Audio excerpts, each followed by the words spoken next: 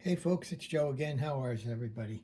So we're about a week down the road now. I haven't done too much other than masts and spars, so they took up generally a lot of my time. So as you can see here, one thing that's different about this, and I noticed no dowels come as a dowel. Every single dowel, let's call it a stick with squared off sticks, and according to Pavel, the boats back then did not have perfectly round, really tall, trees that they can cut down and call masts. So a lot of it was smaller pieces or shorter masts, and then they would all be put together. So everything that you see here, I had to sand all the way down from regular dowel. I figured I was going to give it a shot. At first, I was going to do um, just use regular dowels instead and sand them down. And then I said, well, you know what? I really don't have anything but time on my hand right now, on my hands. So I said, let me just see what happens. So sure enough, everything came out really well. All of the bowsprit is in the foremast, the main, the mizzen. Over here on the end, I'll turn that around. But there, the flagpole is mounted in there and coming out. And then as far as masts go, I used my same process that everybody's used to now. I sanded everything down. I got it where I wanted it, and then I painted everything black, and then took the black and sanded it off until I got to the point where I thought that you know it was good enough. The weatherization was good enough.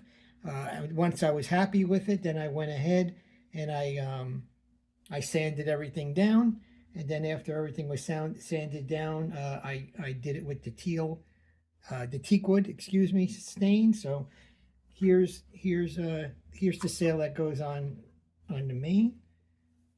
Here's the sail that goes on the mizzen, pretty big.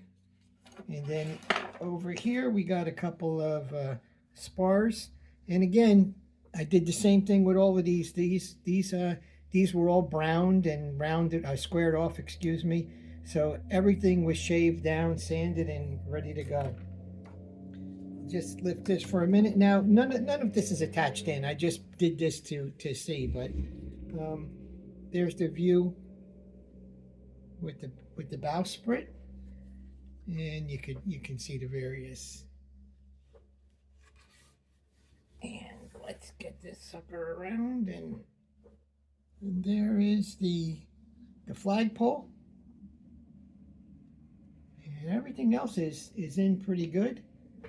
I'm lowering it down so hopefully we can get the crow's nest in. There's the crow's nest.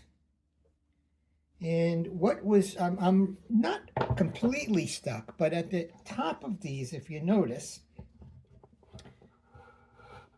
there you go. You can see it right there. See, there's a cut down the middle. There's three pulley mechanisms that go on top of there. I briefly said in another video that they were missing. So Pavel shipped them out. I know it's going to take a little while with the war and everything else out there.